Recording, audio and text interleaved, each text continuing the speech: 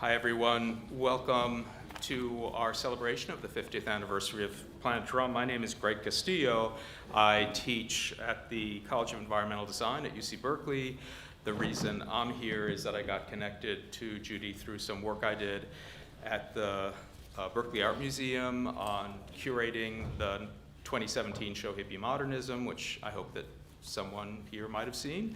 And also I'm working on a book on counterculture called Spaces of Bay Area Counterculture that's forthcoming from the University of Minnesota Press. So let us start, if we could, with Kim Shuck, who is going to do our land acknowledgement for us. I know better than to touch this computer. I've done it before. Welcome. You're on the unceded ancestral lands of the Ramaytush Ohlone, who not only used to live here, but still do for varying degrees. And I wanted to say a few things about land acknowledgements. It's really easy, probably not this group, but it's really easy for people to hear them and not really understand what that means. So I'm going to say a couple things about that. What it means to be ancestral stewards of a place is to be intimately connected with all of the biome here. And the ongoing colonial efforts interrupt that sacred responsibility. I, for one, as a Cherokee person who's from 3,000 cultures east of here, really appreciate the opportunities afforded me from growing up and living in this place. And I just encourage everybody to be cognizant of where they are. So thank you, and let's be started.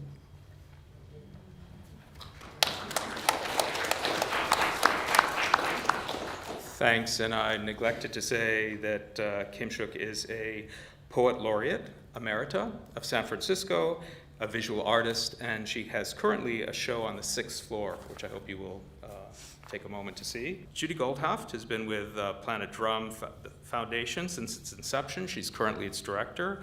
I was delighted to find out that, like me, she's originally from New Jersey. Go Jersey. She graduated from Cornell before coming to the Bay Area, where she got a degree in dance from Mills College. As a member of the San Francisco Mime Troupe, she performed, gave dance and movement classes, and fashioned costumes. Judy then became one of the Diggers, whose presence in the Haight became a staple of media coverage during the Summer of Love. The Beatles' press agent, Derek Taylor, wrote, "The Diggers were, in my opinion, the core of the whole underground counterculture because they were our conscience." A direct line connects the Diggers to Planet Drum. Peter Berg, a founding member of both groups, linked food and place through essays that promoted food regionalism. This was a wild and radical idea that's now completely mainstream. It anticipated and inspired the concept of bioregion, which Planet Drum Foundation, co-founded by Berg and Goldhaft in 1973, has advanced ever since as a movement to maintain and protect natural systems and as a guide for sustainability. Her concerns about water and water policies led to her to create a single-person performance piece, Water Web, incorporating movement and spoken word to celebrate water and describe our complex relationship to it. This is, in a sense, a bioregional theater performance that explores and illuminates human relations to natural systems. Without any further ado, please, Judy.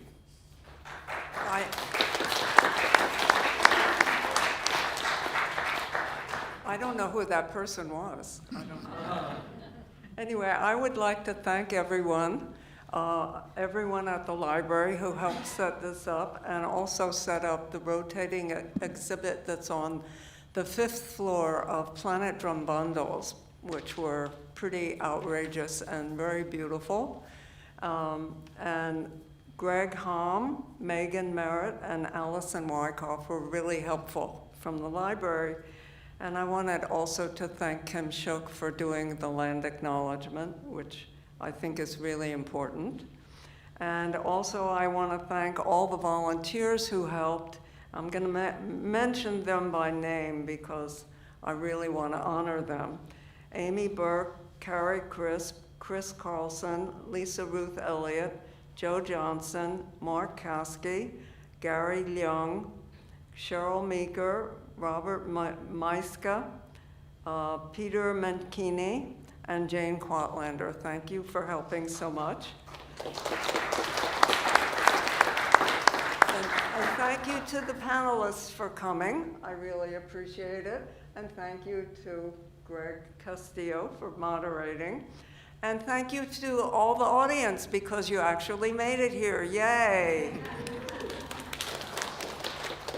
So as you know, as you may have guessed, Planet Drum is an ecological educational nonprofit that was initiated by Peter Berg in 1973. What a long time ago that was. The 70s. The 70s, people barely know anything about the 70s anymore. There were a lot of very radical experiments in the 70s, and it was a very creative time. And people told Peter that at the time when he started Planet Drum, people said to him, "Your ideas are 40 years in advance of now." Well, it's 50 years now, and they've become mainstream ideas, so I guess they were right. Planet Drum is, mission statement says it's to provide an effective grassroots approach to ecology that emphasizes sustainability, community self-determination, and regional self-reliance. The question that Peter posed was, who are we, where are we, and what are we going to do about it? He used the word bioregion to describe where we are. Bio is life, region is place, a bioregion is a life place.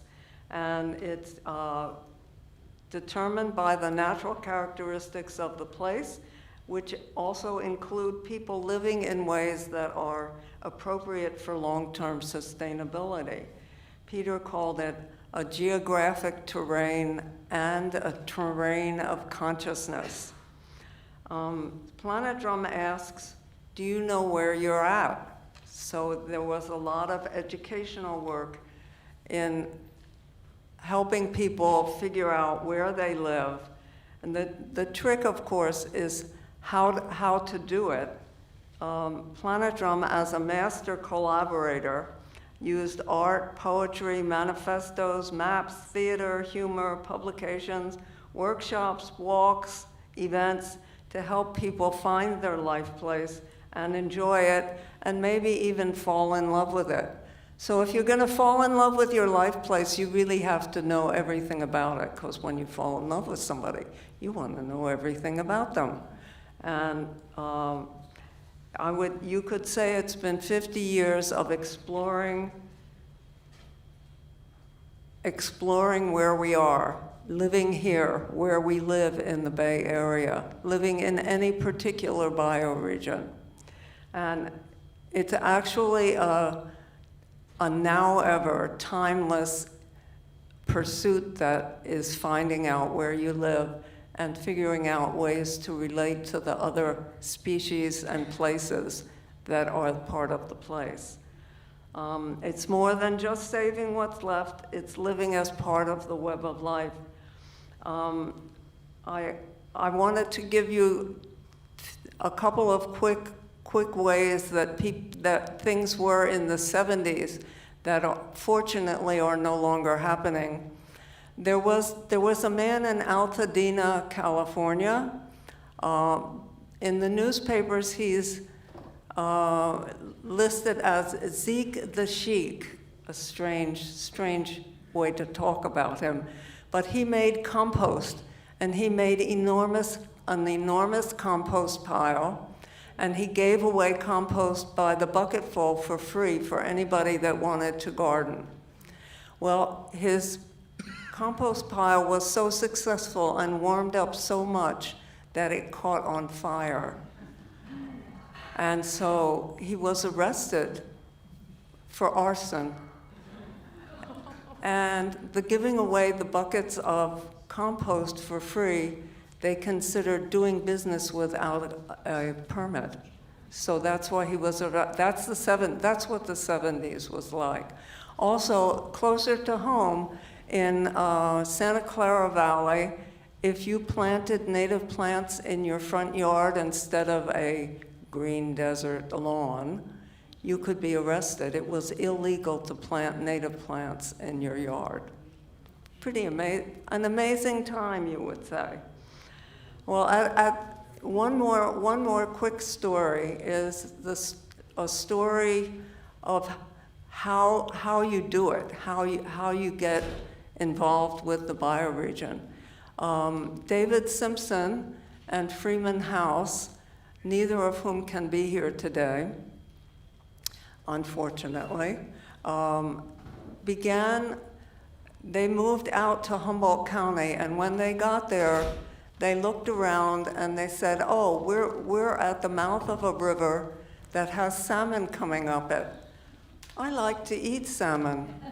I think we better make sure the salmon are in good shape. So they started a project that had as the major things about it that they wanted to use the salmon that lived in their river. And at that time, and maybe even now, no one really knows why salmon come back to where they were spawned. So they wanted to use native salmon. They wanted the local people to be involved. And so they said, well, they worked out a way to do that. And they decided after about a year, it was illegal. It was illegal to get the eggs from the salmon that were coming upstream. So they also risked being arrested. They went out in the cold of the winter and caught the salmon and spawned them and did the whole thing and released salmon in the spring. And they thought it would take about 2 years because the salmon go out into the ocean and then come back. At the end of a year, they said, well, maybe it'll take 5 years. At the end of 2 years, they said, well, maybe it'll take 20 years. And at the end of 3 years, they said, well, we'll be lucky if in 100 years we've replenished the salmon population that were here. So they were in it for the long term. And I have to say that the people that are up here on the stage and many of the people that are in the audience are also just amazing people that are into this place for the long term. So I say, let's hear your stories. Thank you.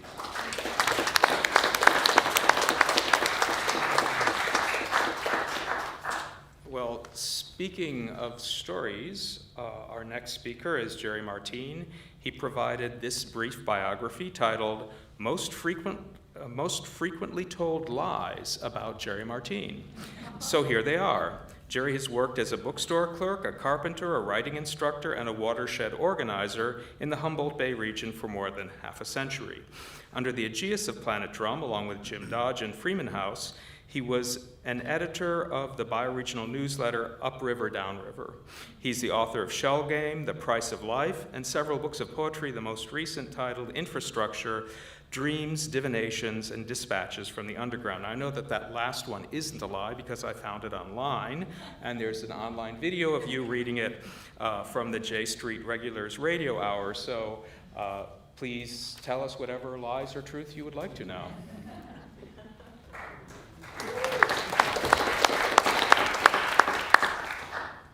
Thank you. Well, I have no idea what to say. Let me see, 50 years summed up. I remember none of it.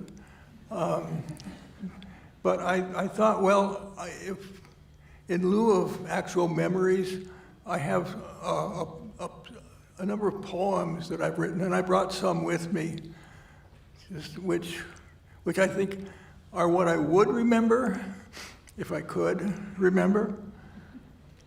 I want to start with, one that brings to mind one of a number of Planet Drum bioregional co-conspirators, dear friends, who are no longer with us. I think that's part of what we're marking here in this 50th anniversary. And this poem was written around 1973. No, I'm sorry, 1983. The decades slip and become lies or truth. You can't tell anymore. I read it at the last kind of bioregional event I read it at was at a burial service for Bob Watts, who worked for Planet Drum for many years and did many fine drawings for its pages. And this poem, I began writing poetry about the coast and the rocks along the coast near Trinidad, where I was living about the same time that bioregionalism seemed to be emerging. And the two things are impossibly and hopelessly confused in my mind. I can't tell with what was happening to me and what was happening to all my friends. But something was emerging. And it became a series of poems, all of them with the same title, The Rocks Along the Coast. They were once like us, like we were, a part of the continent. The ones close in get to keep their green, sometimes a tree, a few birds. Farther out, they wear away, and at certain tides go under. But in some opposite, equal justice, at a point not too close in, not too far, to even the balance, they're added on. Barnacles, limpets, blown sand, maybe a seed, incremental droppings. It could be the wearing down wins out, leaving them stranded in their own by the main body's day-to-day breakdown and retreat. Or they are thrust up and will remain by the sheer memory of the edge of the continent going over the edge of another continent. Do you remember? It has to do with love and how love has everything and nothing to do with islands. How it takes so much to be ocean and so little to be rock. There are no islands left along this coast. All the rocks have names.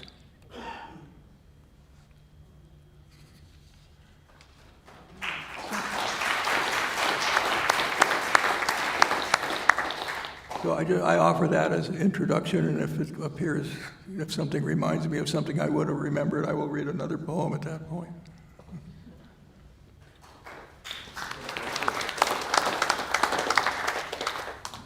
Thank you. I would now like to introduce Remi Rubel. She is a pioneer environmental artist and a visual art instructor whose unique ability to see opportunity and beauty in everything manifests itself through her creative reuse of recycled materials. While Rubel was artist in residence at Recology San Francisco, she designed and orchestrated the production of a series of bottle cap quilts in collaboration with 45 young members of the San Francisco Conservation Corps, ranging in age from 12 to 14. The project exposed inner-city kids to the concept of recycling as an art form, and the completed 9-foot-tall mosaic is on permanent display at the Recology San Francisco office. Her trash formation abilities have been recognized by awards, grants, and residencies, including a collaborative project in the Tenderloin with Planet Drum's Foundation's Green City Project. Please.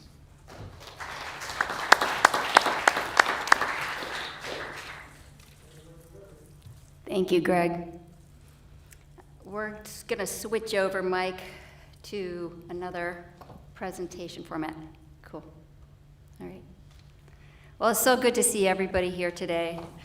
I even see a representative from the Senator Hotel who's here, David Grace, who can you wave to everybody? There's David, who helped significantly on making the project I'm going to be talking about today. And I have my cohort and my associate from my school that I teach at. So thank you both for being here as well, Anya and Carly. So I am honored to be here to celebrate 50 years of Planet Drone's existence. What a wonderful institution you've created, all the events that I've been learning about since this event that you've planned for today. And I'm going to be talking today about the project that I worked on with the Senator Hotel, which is a bottle cap quilt, as well as some of the work that I created prior to being found to work on that project, and some of the work that I've done since then. So as a professional artist, my artwork has always been about finding value in materials perceived as having little worth, and searching the ground for lost and forgotten treasures that I find there to turn into sculpture.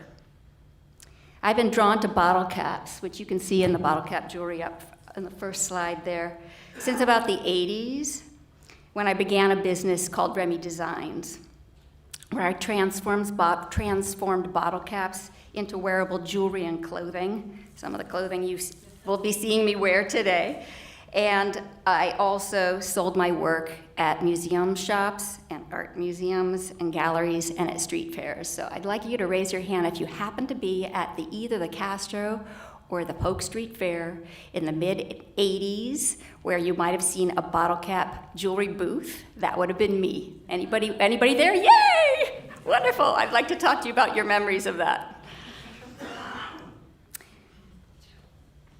In the 1990s, I had a studio in the Dogpatch area of San Francisco, and I would pick up the roadkill metals that I would find on my way to my studio. The image on the right is of one of those sculptures. And then in 1990 and 91, I worked with the San Francisco Conservation Corps, which Greg mentioned already, and I, at that point, married my love of bottle caps with my found object and roadkill metals. This was the quilt that I created that is still up at 501 Tunnel Road if you get to the transfer station, where all of our trash in San Francisco goes to get sorted and recycled before it goes to the Altamont Pass, where then it is in its final stage of deterioration, we hope.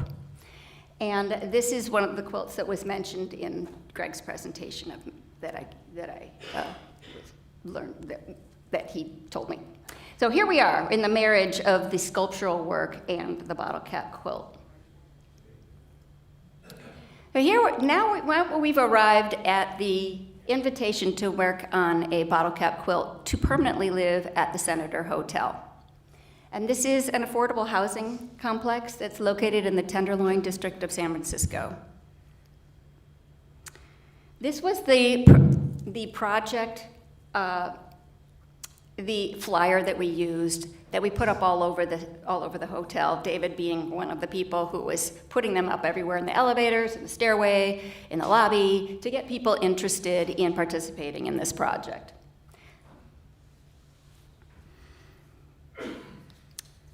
These were the goals of our project, which was to collectively create a welcome quilt with Senator residents, to celebrate residents' and neighbors' voices, to transform what is perceived as waste into value, to collaboratively work towards a common goal, and to build a sustainable recycling program at the Senator.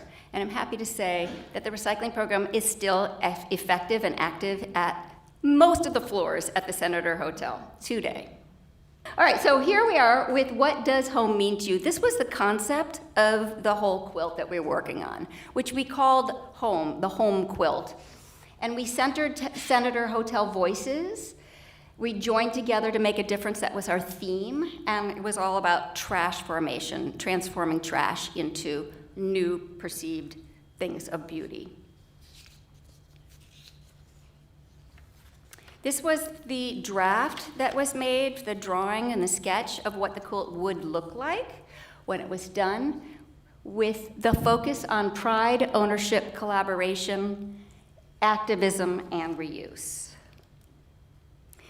What we did was we put up signs all over actually I think they were buckets, maybe David remembers, but there were maybe containers where people could write things down and put those little slips of paper into containers all over the Senator Hotel so that they could actually include their words and their voices in the quilt itself.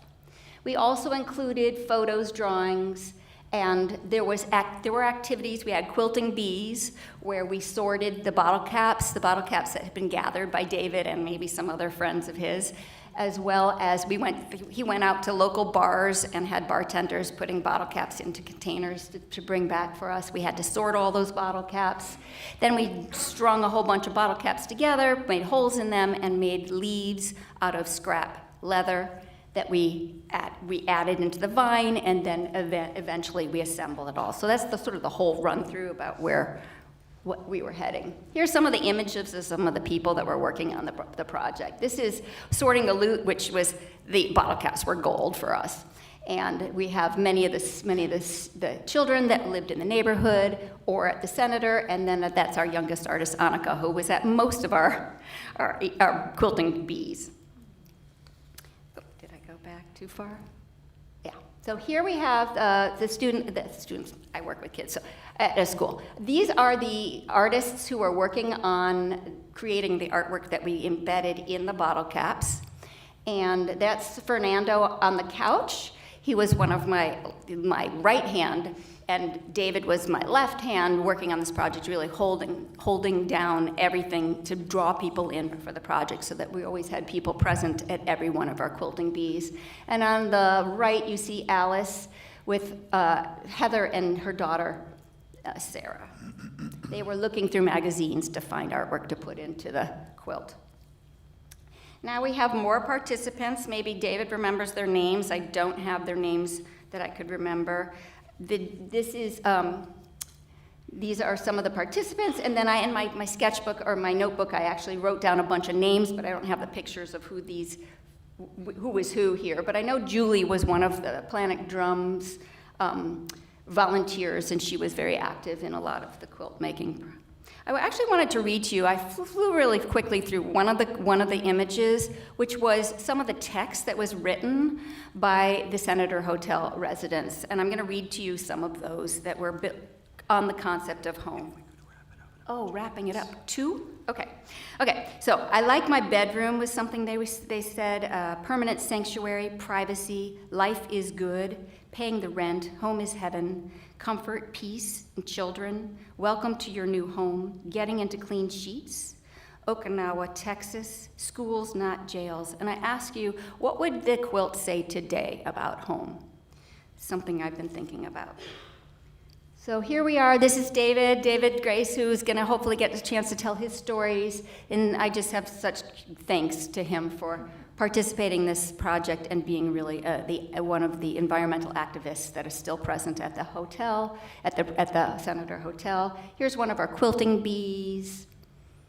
Here we are again at a quilting bee. That's me in my younger form. There we are behind the scenes. We went back to my studio and we assembled all the pieces that we'd been working on and then glued them down onto computer circuit boards that were copper circuit boards, which then we brought back to the Senator and linked them together with S-hooks. And here we are back at the Senator. The vine you're seeing the vine there that was made with bottle caps. They popped all the holes into those, they strung them all together, and then they made the leaves to go into the vines with scrap leather. So here we are with a finished quilt, which you've probably been seeing in the reel that's been rolling here. Photographs of the participants in the quilt in the very center. I hope everybody can get over to the Senator Hotel and see this live, because it's quite beautiful. And here we are with the detail. And then here's us at the unveiling. There's somebody who hasn't been, this is Annika Fitzpatrick with David, and then Tammy Fitzpatrick, who also was one of the main coordinators at the Senator Hotel there. I am with Sabrina Merlot, who was, she was one of the grant writers that worked on the Green City program, and she was very active in the rooftop garden as well. So special thanks. I won't be reading these now, but I do want to mention that the City of San Francisco Recycling Program and the California Tamarack Foundation provided the funding for this project. Here is some of the work I've made since. This is called Textura. It was a quilt that was made with bottle caps with a lot of different materials that it embedded inside. Here's a detail of one of those quilts, all out of found materials.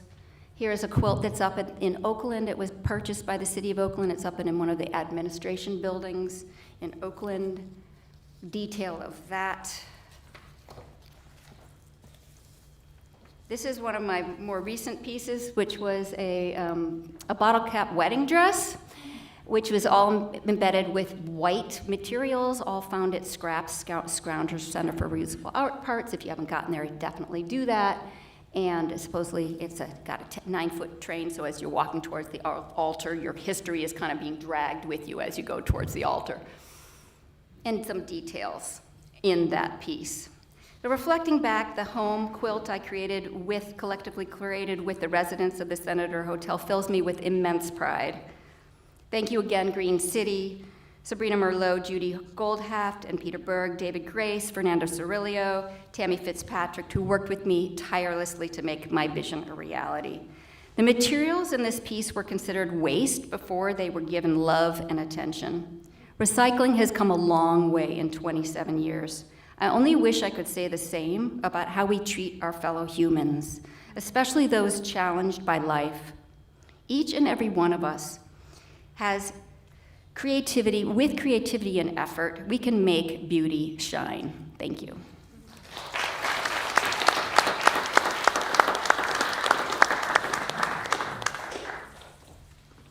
Thank you, Remi. Now I'd like to introduce Peter Dodge. Peter is the author of the novels Stone Junction, An Alchemical Potboiler, and Not Fade Away, a road trip novel that the Cleveland Plain Dealer describes as reads like Kerouac's On the Road as it might have been written by Hunter S. Thompson. And Foop. I'm not sure if I'm pronouncing that right. Foop? Fop. Fop. A transcendent tale that takes its title from the name of a 20-pound mallard with an iron will and a fondness for booze and romantic movies. It won international acclaim, the affection of multiple thousands of readers, and reached the New York Times bestseller list. And Dodge is as fascinating as his book. He used to be a professional gambler, which he reports was actually quite boring, and for a time was rumored actually to be the famously reclusive author Thomas Pynchon.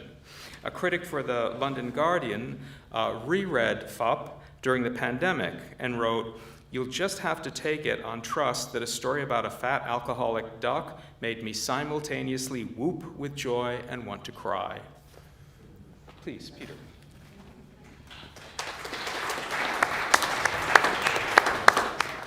I first met Peter through Freeman House, who had at the time a fishing commune in Trinidad, which Jerry just read about the rocks off Trinidad. And then their idea was to trade fish for, other goods. I never saw a fish actually, but it went pretty well. And then Freeman said, "You got to meet my friend Peter." And I sort of came to realize that this group was an outshoot of the Diggers, a San Francisco, I don't know what to call them, commune group, street performers that had, done Free in the Park and all that, and were sort of in a way my heroes. And I was just a middle-class college kid at Humboldt, where I started studying fisheries management and then took all the requisite biology and ecology courses, and then changed into something else, and became the first general studies graduate from Humboldt. That's another story. But so I came down with Freeman to meet Peter, and he was sort of a minor league legend in my mind. So we got together, and the first thing he said was, let's go for a ride. So we went out in the street, and I looked around, and there were a bunch of sort of old beat-up cars out there. And I've always been one to sort of, not judge, but to like use rolling stock as an index of character. So we got in one of the cars, I think it was a 51 Ford, and took off, drove down somewhere, I don't know where. Peter stopped the car, parked right next to a fire hydrant, jumped out, took the keys, threw them down the storm drain. And I said, what are you doing? He said, well, it's a blind loaner. And I said, a blind loaner? He said, yeah. And then it sort of struck me that it might be loaned and nobody knew about it, or stolen or abandoned. And he had half a fleet of them on his street. So I went, Peter, you shouldn't park by the fire hydrant. Suppose there's a fire. And he grabbed me by the shoulders and said, the only man I ever trusted was Santiago. The only woman I ever loved was Pilar. I went, what the hell is going on with this guy? I actually thought that quote was from a book on the Spanish Civil War, so I tried to look it up today, but no dice. Santiago's in The Old Man and the Sea, and the only woman I ever loved was Pilar, I think, comes from Sun Also Rises, but Peter, as usual, had mashed them together. But to my mind, I went, this guy's got style, and I'm a sucker for style. And I found out later he thought that I'd studied with Raymond Dasman, who was a preeminent ecologist, but I'd never studied with him. I'd just done an interview with him after the '64 flood about how the flood affected salmon reproduction. So I did it as a young fledgling journalist. So it was sort of a mistake for Peter to think I knew anything. But I did know a little bit about ecology. I know even less now. It's a difficult subject. But I was sort of taken by the energy. And I'd read a thing he did called Homeskin that I thought was pretty interesting. And I'd read Alan Van Newkirk, a Canadian ecologist, who was actually, that's the first place I ran into the word bioregion, which is a word I've sort of come to like, every time I hear it, I duck. Well, I mean, it's like so common, and it's inadequate in a way. So he wanted me, he said, how would you like to be on the board of directors? And I went, of what? And he said, Planet Drum, it's this new, organization. And we need to get a mailing permit or some damn thing. So I said, sure. I like the style. And as we came to know each other a little better, I always thought of Peter as not so much as an innovator, but as an incredible brain picker. He knew if he wanted information, he always went to the very best source, which I admired, of course. And also the times were, the times were changing for sure, but in some ways, I've been educated exactly the way the right wing would have you be educated now. America was the greatest country, exceptional in every way, never committed a wrong. So I was sort of the all-American boy when I started college. And then, of course, the civil rights movement, I said, what's this about? Blacks have the right to vote. Yeah, if you can pass a test, which I couldn't pass, by the way. And then Vietnam, the anti-war movement, women's movement, environmental movement. So the cardboard sort of fell away. And I saw that there was something at stake here about the American psyche and the direction of the country. So I was sort of proud in a way to be on the board of directors, although we never had a meeting and we never did anything I'm aware of. So, I mean, it was sort of fly by night. And Peter had a defiance in him that moved me in an incredible way. He wouldn't be pigeonholed, and he wasn't afraid of work. So it wasn't ever a rocky relationship, but I was doing something else and ran into Jerry and sort of fell into that community up there a little bit. So, I mean, that was sort of and in a way, I don't belong here. I think there's a lot more deserving people to represent Planet Drum. Even though I was on the alleged board of directors, there's a lot of people whose work was never recognized. I contributed a few articles to the Pulse.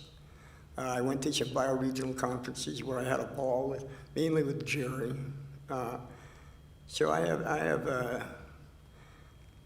have no regrets about that, and I'm really happy about how the environmental movement is spread, because what's at stake is not so much humanity. I mean, who cares? But I think the future of the Earth as an organism is at stake. So I would encourage you to be as defiant as possible and stand up for what you believe in, like Peter. Thank you.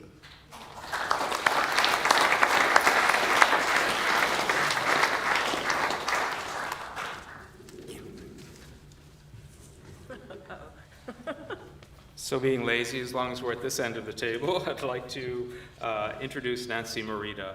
Nancy is the creator of the beautiful and formerly sold out, but now available in the lobby, Wild in the City poster. It contrasts the San Francisco that was with the San Francisco that we have today. And as an educational and consciousness-raising tool, it shows how completely we've reshaped the indigenous landscape over the past 250 years to suit a Eurocentric vision of what nature is supposed to be.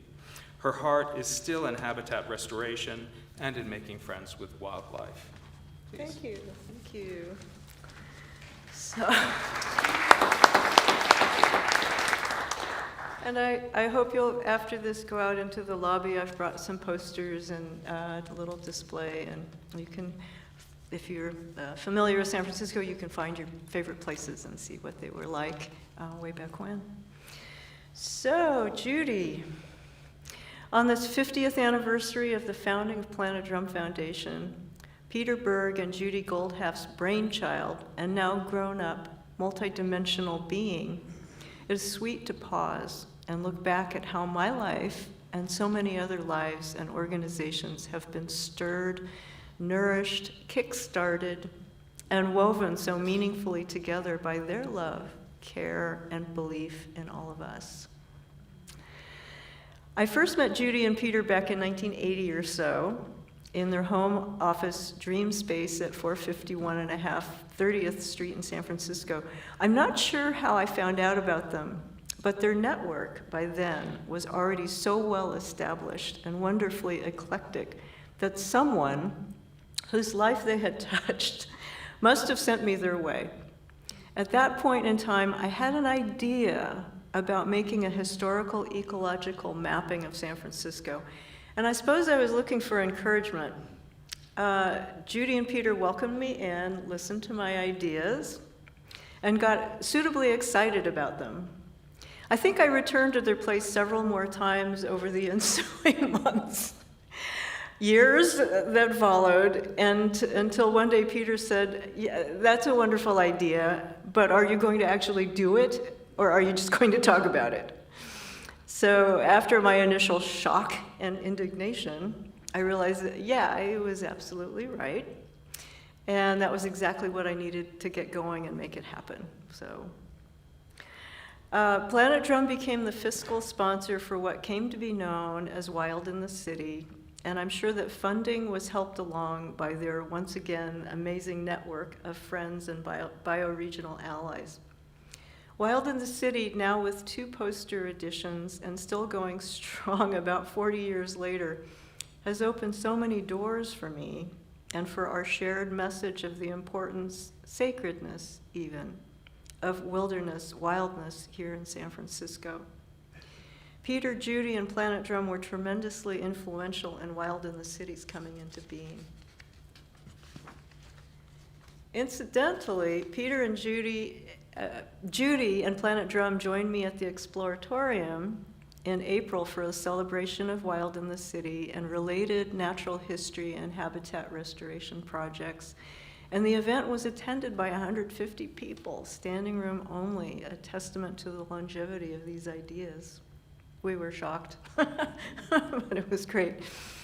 It was not only the fiscal help and encouragement, but by my very thinking and understanding have been so enriched by Planet Drum and its network of bioregional allies. I can easily think of 20 friends and allies that I can trace to Planet Drum's introduction, who have both influenced my thinking and made the journey so enjoyable and worthwhile. Thank you, Judy and Peter. And I wish I had I brought some slides, but we couldn't get them on, so you'll have to imagine these pictures. By way of example, one day about 40 years ago, Judy suggested that I contact a friend of hers, Lauren Davis, and she offered me her mailing address. Right on. Lauren and I wrote initial letters to each other, then more, became friends, circumambulated Mono Lake together, adventured in several states, wrote, edited each other's manuscripts, and shared ideas and with appreciative zeal. Over all these years, Judy has an incredible eye and heart for seeing the essence of people and helping us make lifelong and inspired connections. Another lifelong connection, that with Jim Dodge, a former Planet Drum board member, as you've heard, who was the Reverend James Dodge, Doctor of Divinity, of the Rave-On Gospel Light Church of the Sun and Moon, presided over Michael Emery's and my marriage at the Castro Theater in San Francisco. And Jim also helped fill the little bags of popcorn that our guests would toss to bless our marriage. So you can see his creative thinking and willingness to jump in. Judy and Peter were invited by David Hankey to the first North American Bioregional Congress, affectionately known as NABC-1. This was to be held in the Ozarks, and they invited me to join them as part of a traveling entourage, driving across the country and staying with friends and allies along the way. The Congress changed my life. I saw how 200 of us, passionate, devoted, opinionated, bioregional allies could operate on consensus, blow each other's minds in wonderful ways, and feed each other literally and figuratively every day of the 5-day Congress. Actually, Planet Drum didn't just get invited. Found out later. They were actually co-conveners, very instrumental in the development and blossoming of the event.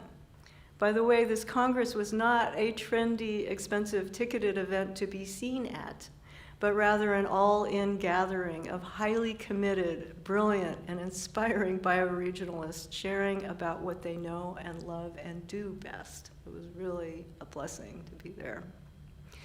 One of the people on that NABC excursion was Bob Carroll, an actor, storyteller of the body, ecologically and scientifically, biologically informed, but also radical political performance to the spawning grounds, also known as Salmon Show. This was a pinnacle of fall down in the aisles laughing and cheering level of information sharing. Marvelous. Bob Carroll was one of Peter and Judy's dear friends, whom they helped to boost into the spotlight, to share with the community an amazing and soulful and always to be remembered message about our animal relations, as well as the politics involved. And when dear Bob Carroll became seriously ill with AIDS, Peter and Judy took him into their Planet Drum home for loving hospice. They honored him, and in doing so, inspired all of us. Judy came to visit me one day at a 100-plus-year-old one-room schoolhouse in West Marin where I was teaching at that time. We were both drawn to the 100-plus-year-old, actually a remnant of a thousands of years old wildflower meadow there. And we laid down in it and shared stories. It felt like we were in a sacred bubble together, one of those elusive windows into dream time. Judy understands and connects with nature at a very deep and beautiful level, just as she does with us humans. And in our modern world, rife with ecological amnesia, hers is a rare and precious superpower. So here's to Judy and Peter, and to everyone else who's had a hand and heart in Planet Drum's sort of quiet, but nevertheless formidable 50-year success. And with best wishes for many more, with appreciation and love.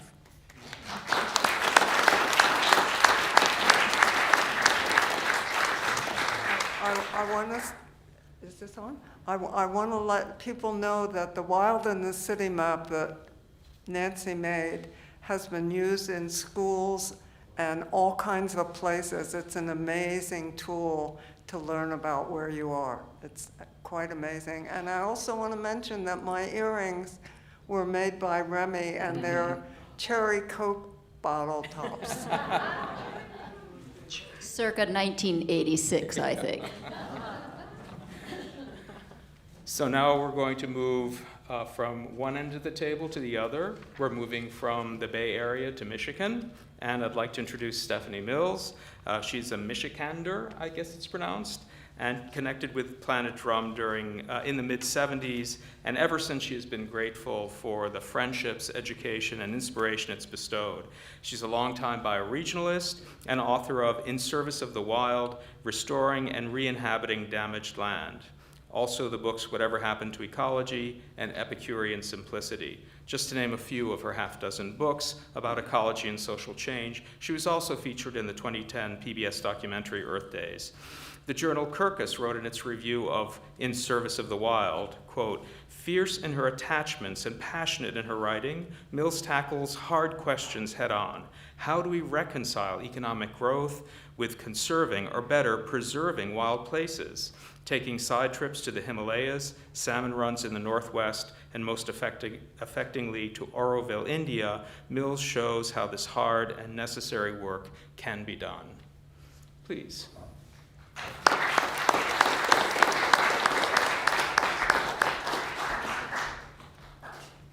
Gosh,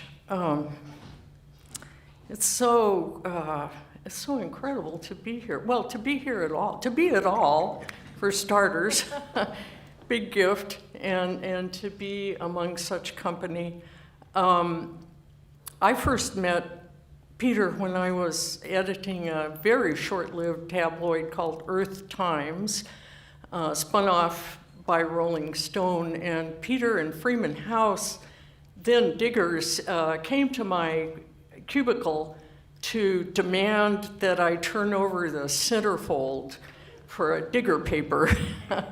And I couldn't do it. I didn't think that Jan Winter would go along with it. I'd been hired kind of for notoriety at that point and informed that ecology was not as important as rock and roll. But we'll see, as a great ecological sage said, nature bats last. I'm told that I participated in a bunch of brunches with Peter and Judy, but that was a kind of a befogged time in my life. What I do know is that bioregionalism kind of blew up environmentalism for me. I worked at Friends of the Earth for a few years with a dear colleague who's here, and we were able to publish Re-inhabiting a Separate Country or republish it in Not Man Apart, the Friends of the Earth tabloid. And I remember also kind of trying to advocate for bioregionalism in an organization that was becoming a little Washington-centric. So there was this creative and valuable tension between the center and the real places across the land that bioregionalism encouraged and still does. And I think about this, kind of modest mom and pop shop with its genius and bohemianism and shoestring operation, and how the term bioregionalism has just become a tincture in people's thinking now. Anybody who's thinking about environmentalism has kind of got this notion of bioregion, whatever it means.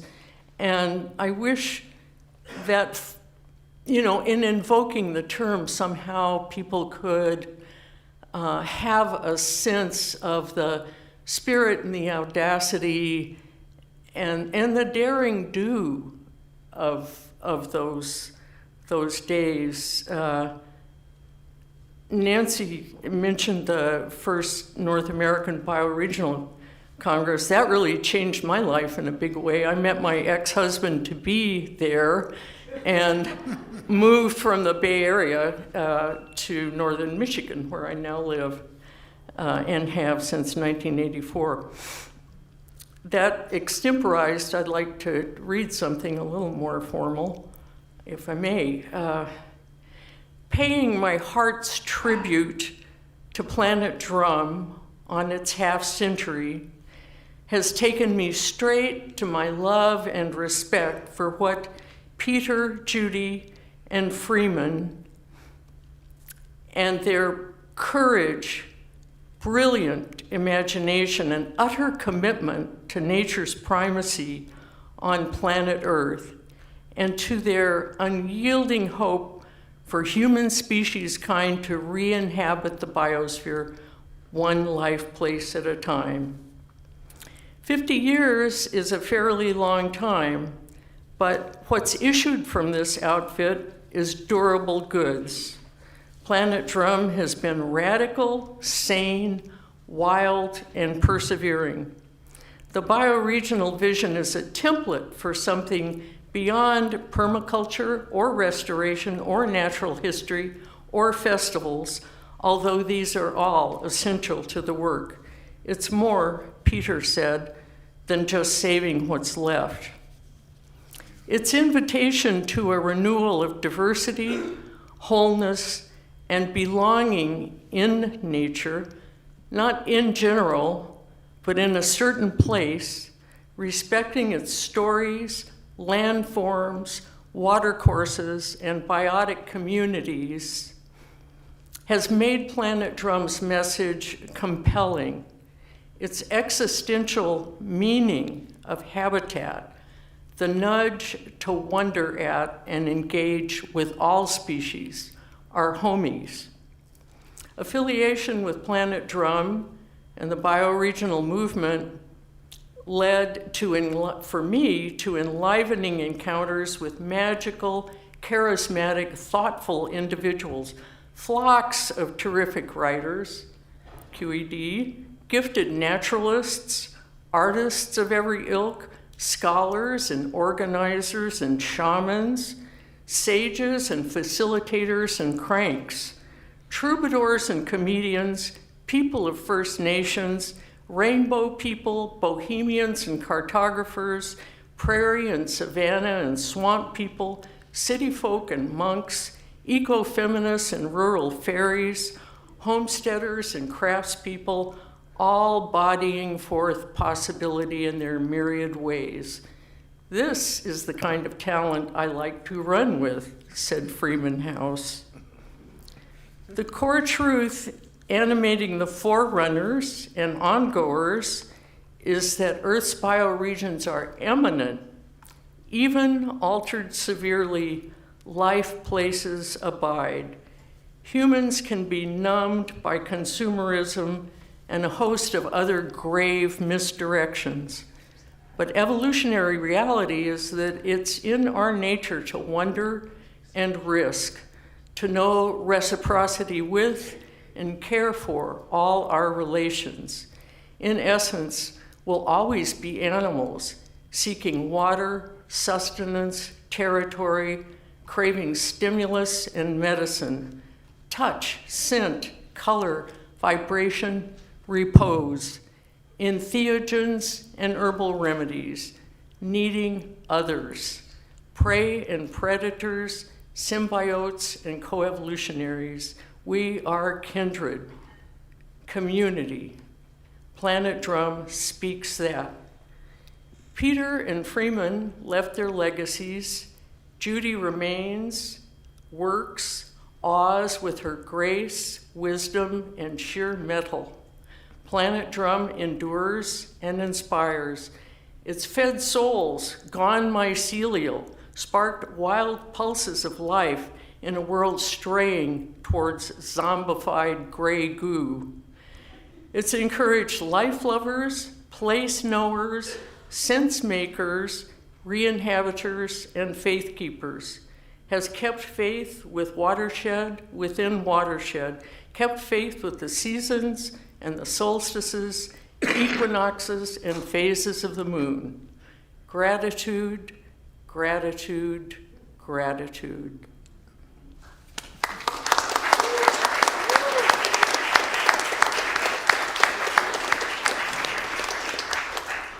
Thank you so much.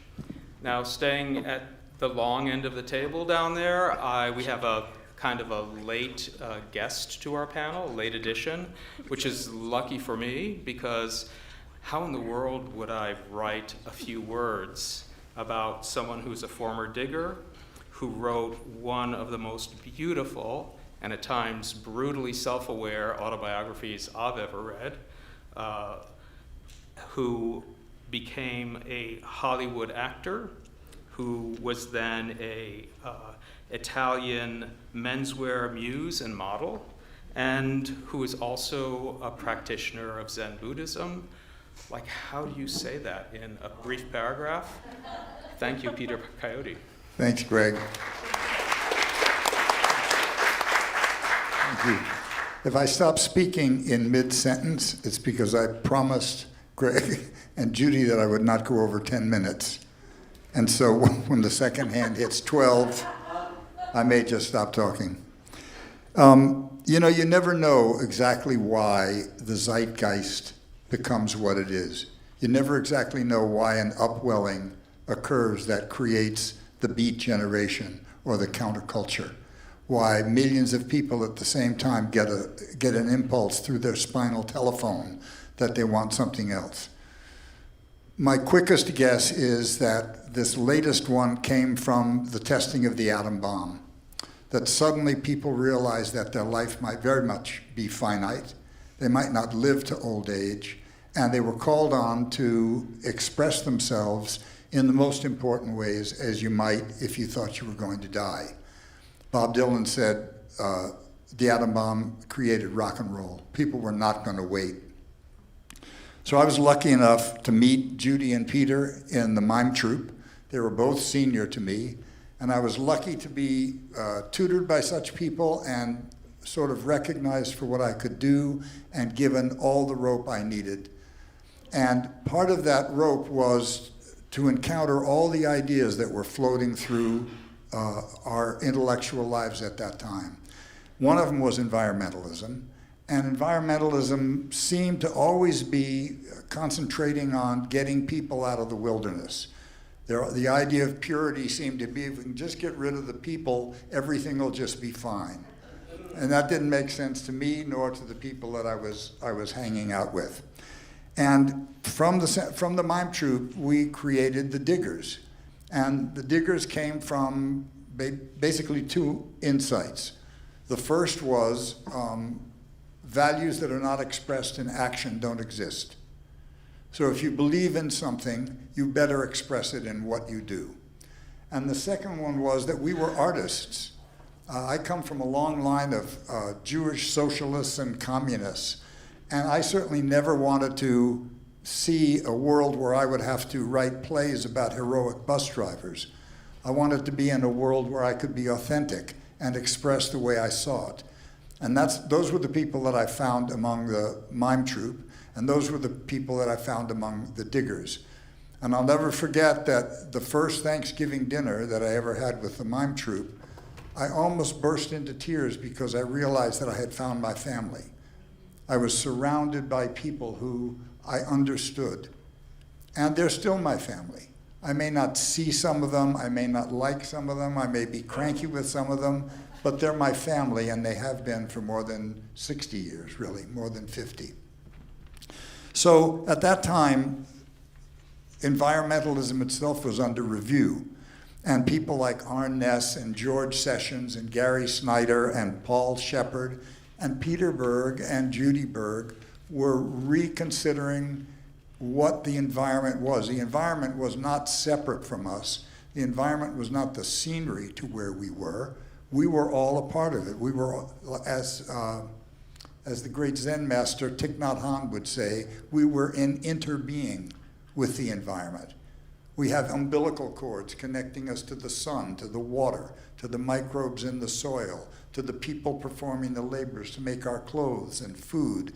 And we needed expressions for it that were comprehensive and that were not anti-human, that were not virtue signaling. So at a certain point, I moved out into the country. I grew up on a farm for a lot of my life, and I moved out to Olima around the time, just before Peter and Judy started Planet Drum, but we were all in intercourse with one another, talking back and forth. And it seemed like such a bold idea to create a magazine that would create a forum. I mean, what is a drum? A drum is something that links everybody to a common pulse. It's an organizing tool, it's a dancing tool, it's an expression of ferocity, it's an expression of joy. And so all of these ideas of rethinking the environment, I could find in these pages. Many were written by my friends, many came from other people. Gary Snyder was a mentor, an important person in my life. And as time went on, it began to expand to ideas of a kind of representative, democratic organism. The idea of a continental Congress, where each bioregion would have representatives, not from straight lines on a map that we call counties, but from bioregions. Collaborations of climate, soil, weather, culture, plant life, and animal life. We all know that LA is different from San Francisco, but most people don't stop to think that LA is high Sonoran Desert, and San Francisco is fog, raven, deer, water, fur, all the way up to the Cascade Mountains. And within those, there are smaller microclimates of weather and temperature and cultural rearrangement. And the idea of becoming sensitive to that and actually expressing that in the values in your life. One of the early pieces I read in Planet Drum, I can't remember where, was that when settlers first came to restaurants in San Francisco in the 19th century, they were given huge bowls of shrimp to eat while they read the menu. That the San Francisco Bay was such a rich ecosystem of salmon and different kinds of steelheads and duck and goose and the wild food, a repository of wild food that we turned into a sump for chemicals. So these ideas, to me, have stayed current. They've stayed current to Judy. They stayed current to all the people that have been attracted into the magnetic field of Planet Drum. And they're more critical now than they ever were, because unfortunately unregulated capitalism is grinding it all into an unfertile mulch. And little by little, it's eating watersheds, it's eating species at an incredible rate, it's heating up the planet, it's heating up the oceans, it's killing the basis of the life with which our umbilical cords are plugged in. So I admired these people at the time. I've tried to model my life after the work that we did together and the values that we held. And I remain in debt to their efforts of translating all these ideas into physical objects, books, articles, papers, practices, ways of life that can be modeled. because if it's not modeled, it's not going from generation to generation. And it's too big a battle for us to even consider that we'll complete in this lifetime.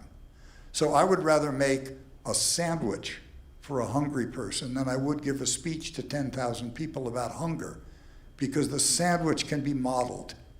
Somebody can see me do it, they can make another sandwich, and they can give it away. So I'm basically here today to say a big thank you to Judy, as my friend, as my teacher, to Peter, to Jim, to Jerry, to Stephanie, and to all of you for showing up and taking the time. I didn't see anybody looking at a phone. I didn't see anybody checking their texts. And so once again, I reiterate, this is my family. Thank you so much.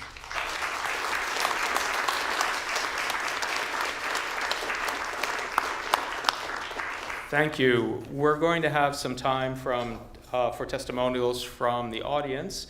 Is there a way to turn the house lights up a little bit? And there's our mic. That was 8 minutes, Greg. Would you like your extra 2, or you can No, just I'm bill good. me for them if you'd like? And please introduce yourselves, because I don't have bios for you. Thanks. David Schooley. In 1969, the local people who lived in Brisbane, South San Francisco, Daly City, had just began to find out that they were about to put high-rises on top of San Bruno Mountain. And San Bruno Mountain was like a secret. Most people didn't even know the name of San Bruno Mountain. It was the Black Mountain. And here, this enormous event was about to happen, facing everybody all around. And step by step, that energy and care rose in a very special effort to the people living in those towns around. In the midst of that, around 1972 or 3, I guess, Peter Berg and Judy came to some of our efforts and fights on the mountain. And this was like a move on all our part, and moved to San Francisco to the incredible effort that was being faced on San Bruno Mountain. And over that period of time,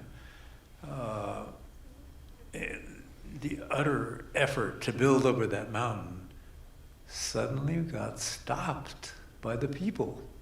It was like a great move in those days, and continues now.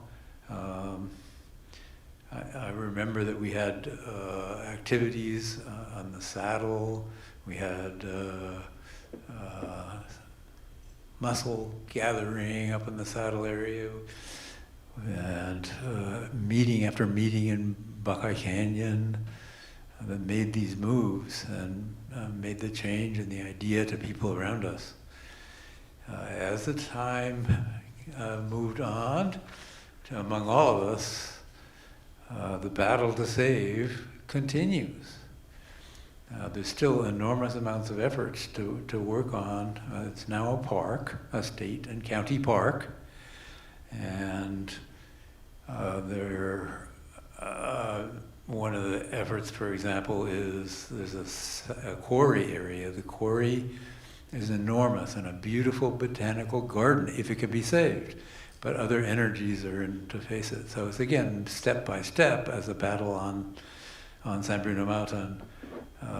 There's also McLaren Park and San Bruno Mountain needs to be a trail, an actual move between them.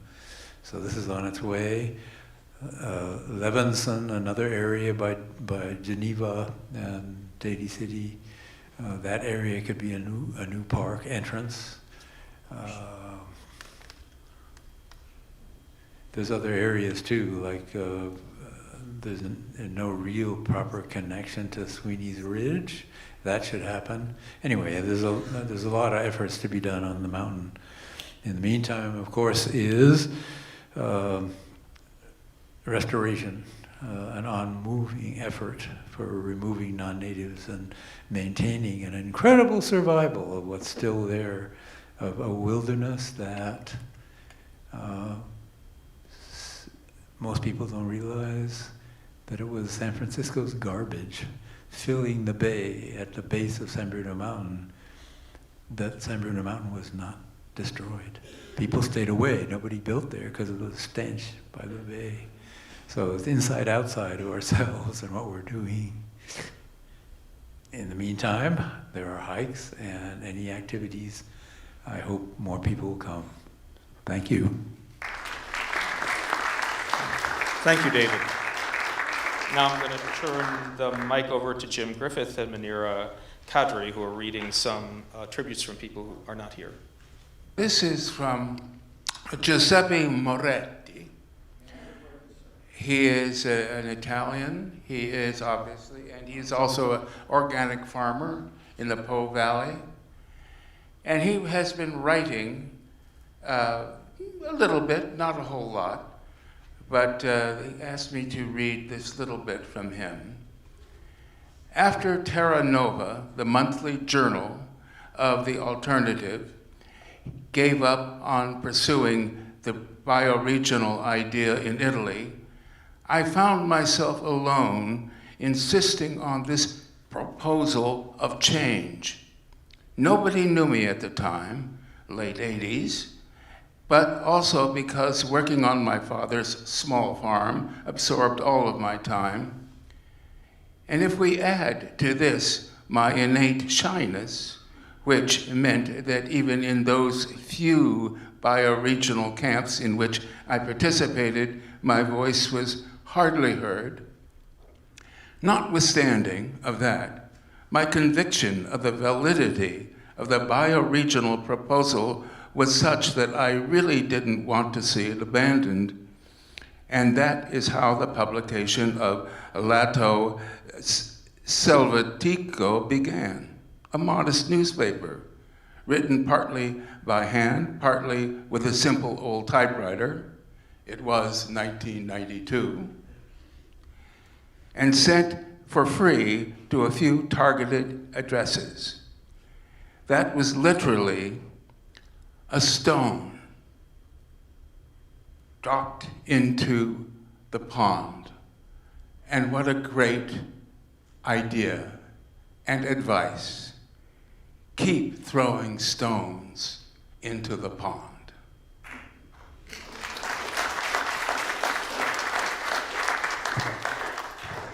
This is from Carol Miriam Goldberg. She sent the letter 2022. We were holding hands in a circle, 200 or so of us, singing Leonard Cohen's song, Suzanne. It wasn't a well-known song, but a very well-loved by me, so I followed the music. I looked across the circle and saw Peter and Judy moving with elegance and panache. In time, I was hugging Judy and looking deeply into her beautiful eyes. I was holding Peter's hand. I was in love with everything and everyone, at least for a while. But let me be honest, I was also, for the first time in my life, on acid. Most others around me probably were too. The drugs were a mistake for many of us, and surely they were meant to derail what we were really there to do and be.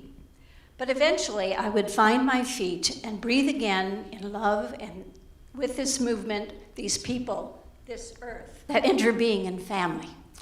But throughout the Congress, there was something about Peter, there was something about Judy, and there was everything about Planet Drum. Its dreams that permeated and shaped all we did. Peter's amble towards Continental Congress, a manifesto written in 1976, was the blueprint beneath the house of the Congress we built in the wild. She lifted her arms, her loose blue kimono rippling around her like water as she swirled and spiraled down on the stage. We were in San Antonio, Texas, Just past dark, most of us at the gathering stood and sat in the cooling air watching Judy do the water dance, something she developed in a more ancient dimension and returned to us at each bioregional gathering. This time, I watched her with new eyes. We're all made of water, she reminded us in a language beyond words. Yes, we are. My body, my daughter's body, your bodies. Then I go to, let's see,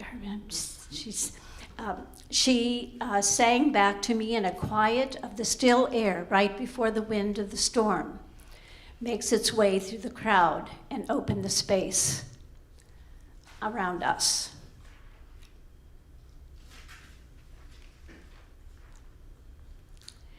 I saw Peter and Judy again in 1984 at the first Continental Bioregional Gathering they called the North American Bioregional Congress.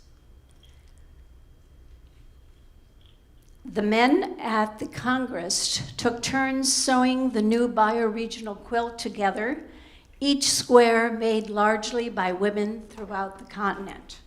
Sometime in the late 1990s, I was in San Francisco for a drama therapy conference. San Francisco is always crazy expensive when it came to hotel rooms, so I stayed with Peter and Judy. You're moving differently.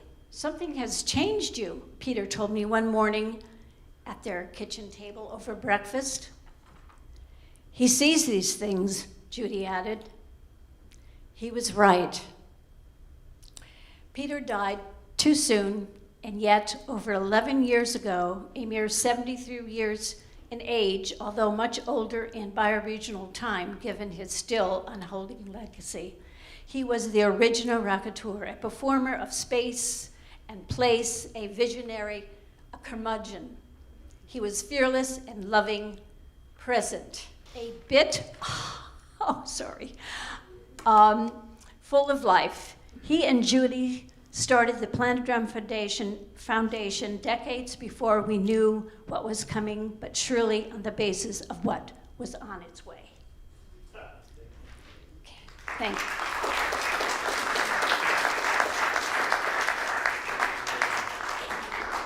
And while we're here, perhaps I can pass the microphone to Ocean Berg. Yes. Thank you.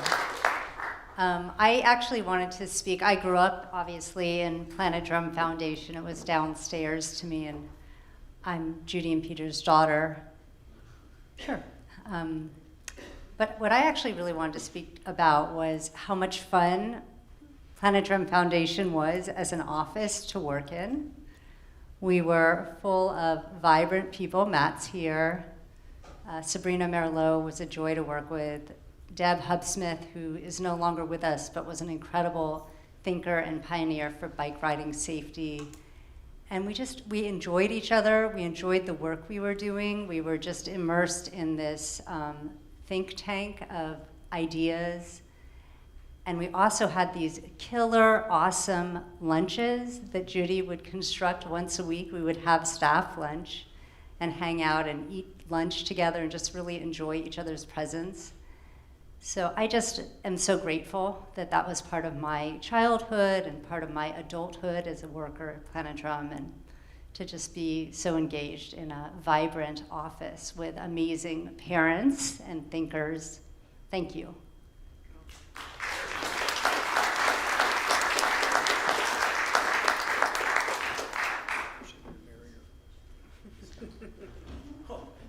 I'm not on the list, so I'll introduce myself. My name is Thomas Morris, and years ago I had the pleasure of either designing or printing most of your work. And how that came to pass, let me put on my track shoes and try to run this by you. I started as a dropout artist from the Institute in Oakland and started doing rock and roll posters and newsletters for entertainment industry and radio, when by complete chance I ran into a mentor the dearest friend I ever had. I don't see Ken Oliari here, but he had wind of a vacant print shop that had gone derelict in Oakland. And we went down, and there was a printing press and all the equipment sitting dormant. And we read the books and learned how to print and decided we would print my rock and roll posters and then use the money to buy resources to print for free. And we started with anti-war posters, poetry books from Berkeley poets.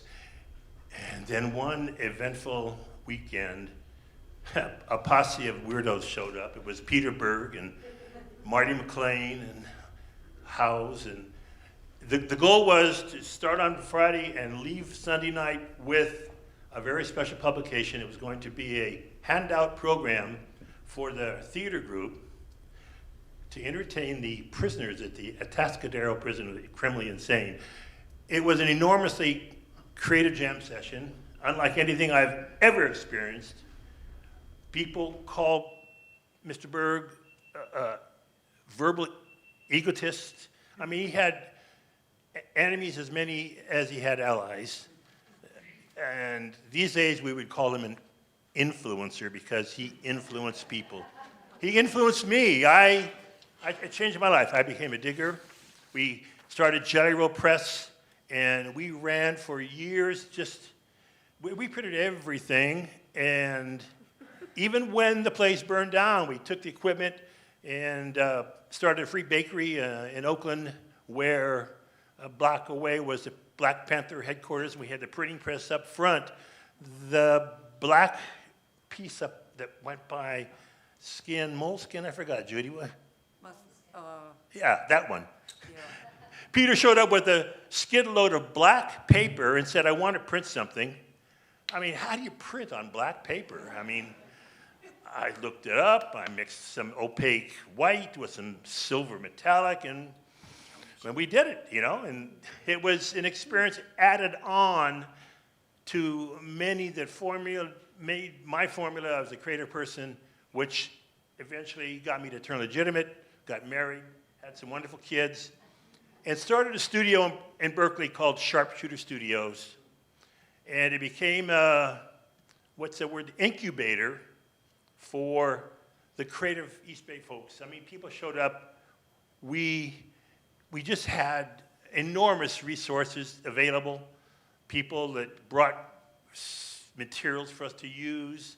And then one day, again, Peter shows up with Judy, and the idea of Planet Drum was formulated with the Raise the Stakes publications.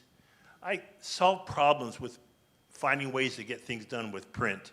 And with Judy's mindful budgeting, we found out ways of getting quarterly newsletters done.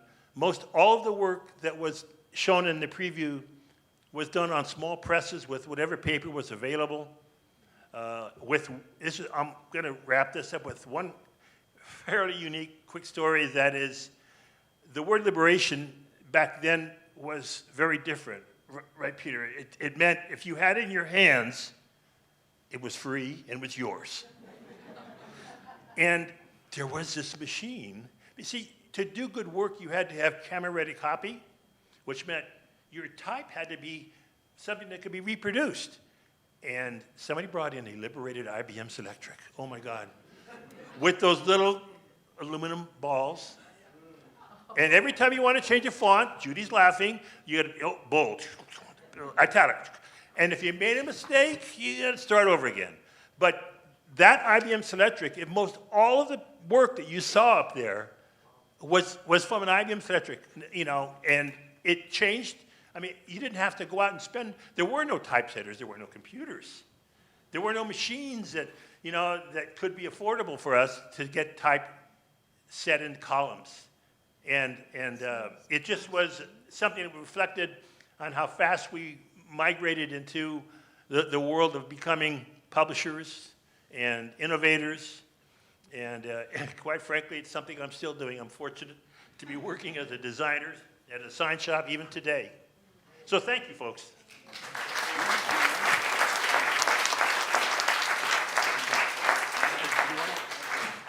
Hi there, my name is David Schmidt, and I'm the author of a book called San Francisco Bay Area Environmental History, Biography of a Bioregion. This book has not yet been published yet. It has 20 chapters, each of them on a different aspect of the San Francisco Bay Area's land, waters, history. It's all about industry, native tribes, wildlife and hunting, fisheries and fishing, invasive species, earthquakes, fires, floods, droughts, mining, oil and gas, logging and forestry, agriculture, and a lot of other stuff. I would like to talk, as soon as we finish this program, I'd like to talk to anybody who has ever had a fruitful relationship with a publisher so that I can get this thing published. Because I've been working on it for 25 years, ever since the Planet Drum newsletter came out with an article that I published with a brainstorm about this that was inspired by Planet Drum publications. So, yeah, 25 years in the making, and I need contacts with publishers, so thank you very much. We have time for a couple more, so yeah. If you could keep them brief because we're under some hot stress. Hi everyone, I'm Carrie Chris Vasquez. I'm one of the volunteers for this event. I just wanted to say thank you to all of you for your dedication and determination for being in this work for the long haul. I previously had a career in corporate sustainability, and by the end of my time there, I was very disillusioned with that work. That's because I had realized that there was no amount of tweaking around the edges of a broken economic system that's fundamentally incompatible with the limits of the biosphere. So I experienced this as a kind of personal crisis, and I began reading a lot of books to figure out what to do next. And it was through reading Daniel Christian Wall's book, Designing Regenerative Cultures, where I found this concept of the bioregion, and it immediately sparked for me. And so now I'm in a PhD program studying it. But it didn't take me long after that to begin volunteering for Planet Drum. And if you've enjoyed the stories that you've heard here today, I want to direct you to Planet Drum's website, which is planetdrum.org, where you can check out a tab that's on the 50th anniversary, and there's about 40 different stories from people who've participated in this movement. So thank you so much to Judy, Peter, and everyone here today in Planet Drum for the inspiration, and congratulations on 50 years.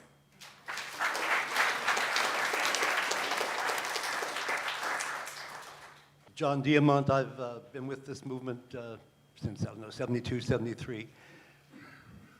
Yes, I know. And others. I've been on a tear, as some of you know, that the next medium to communicate what we're about is the vast demographics and the huge economic engine of interactive, what we know as games. That's what I just want to leave you with. I do want to have a shout out to Zach Stewart, who's not here. For some of us, he's the godfather of much of this. And also to the late Bonnie Shirk, responsible for greening the park, Bryant Park behind the New York Public Library, co-responsible for the Mission Creek restoration, and in between ran a place called The Farm, which many of us used for many activities, rehearsals, and so forth. I urge you to go to the new farm at 10 Cargo Way, sfnewfarm.org, which has revived a lot of that crossroads performance space. So again, I'd like to leave you with the next medium, after dance and song and theater and print and publishing, I think is this interactive medium so many people participate in around the world and feed with a lot of money, of which a tiny trickle coming to Planet Drum Foundation would make this work endure. If any of you here have had a similar thought that bioregionalism should be a game or in the game sphere, please come and see me afterward. I have 2 cards. They contain about 8 or 10 names of people, godfathers of and practitioners of the game space, and if you resonate with those, then we have something to talk about. Thank you. Okay, I think we have time just for one more, and your hand was up before. Just for a moment, I would really like to ask, not only because I've known him since about 1957 or 8, that, and it's such lovely to hear Jerry read earlier, I wonder if we could have a closure with Jerry reading a poem or two. Jerry Martien. Yeah, I think this is a 5-minute poem. It's a poem about Freeman House, whose essays I've been collecting and are about to be published at the end of this month, which I think is an auspicious occasion that it seems tied to this occasion, that marks some kind of a cycle in the story of bioregionalism and planet drum. Trip without a ticket. As inhabitants working to restore natural systems, we will learn to see the healing processes and to align ourselves with them. Freeman House, 1938, 2018. 5 years from now, he will write those words, but not today. The healing begins with hurt. It's a Sunday morning. Freeman and I are out in the garden among the poppies. Little beads of milk ooze from razor cuts in the seed pods. We lick our fingers as we work. We got a good start on the windows yesterday. I drove out from town early. We cut out wall studs, framed in some of the new headers and sills. We haven't cut through the siding yet, but we can already envision morning sun coming into this barn that he and Nina have made their home. Then we congratulated ourselves and finished a bottle of Jameson. When we're done with our labors among the poppies, I walk up the hill to my van. I dream I'm on a bus. It's headed uptown on a wide avenue somewhere above the Mattole Valley. I'm sitting up front in the seat across from the driver, no other passengers. Because of the poppies, it's hard to keep my eyes open. We live in a world of pain. Most of us soothe ourselves with trash culture and unwarranted hope, but some people have to immerse themselves in the hurt. The relief is on the other side. The windows are framed with full-dimension fur that was cut and milled years ago. It's like rock. The bent 16-penny galvanized nails are as hard to pull out as they are to drive in. Then the next one bends. It's never the hammer's fault. We met one winter on a little organic farm in Elk River, not far from where I live now. I was getting lessons in how to grow things while going broke. Freeman and his friends showed up and said they had a boat in Trinidad and wanted to trade fish for vegetables. Headscarves, earrings, they looked more like pirates than fishermen. They were diggers. They didn't have any money. They said they didn't believe in it. It was hard to tell which came first, the not having money or the not believing in it. This is how pain leads to new thinking. Now it's summer, half a century later. The Mattole is just a trickle. The valley's hope for the return of salmon is swimming in 2 tanks down by the creek. Springs are going dry. David and Jane, old digger friends and neighbors just over the ridge, they called in a water witch, but the willow didn't bend. Dynamics of recovery won't appear for another decade. Totem salmon is still 15 years away.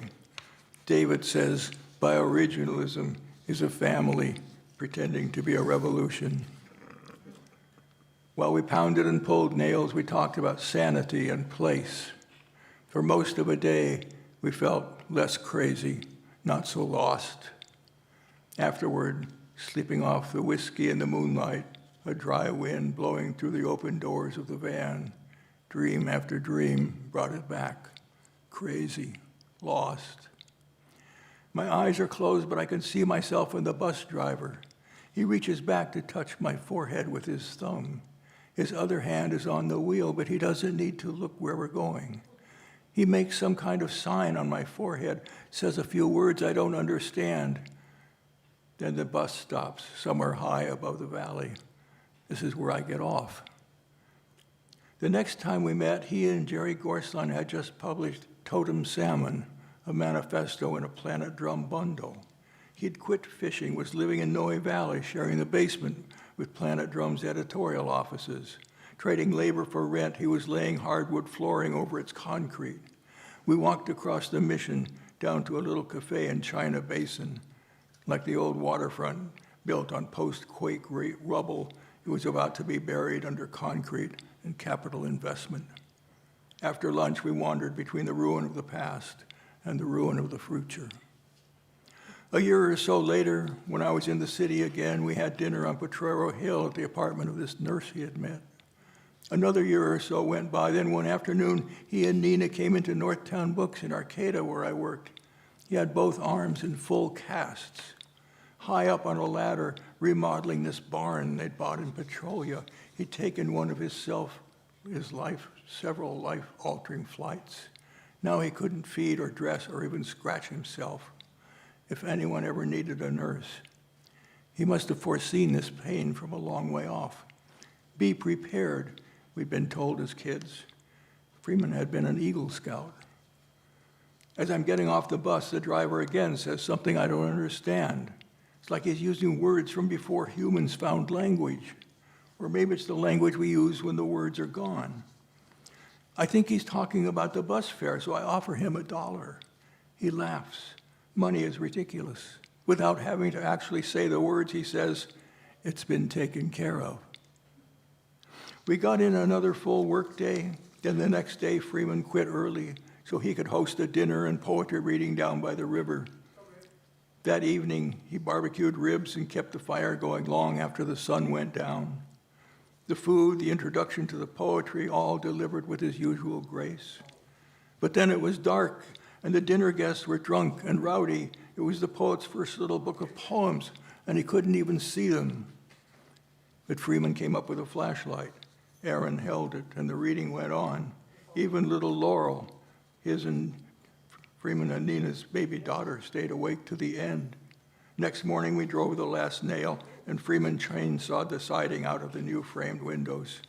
He said, "Poetry is the critical and necessary reporting of what happens in our surroundings, letting in the light, letting out the pain, letting you know wherever you are, when the bus gets to your stop and you're wondering about the ticket, it's been taken care of."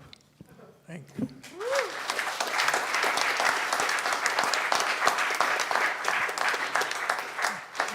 So we're a little over our time, so thank you very much to all of our panelists. Thank you for being here.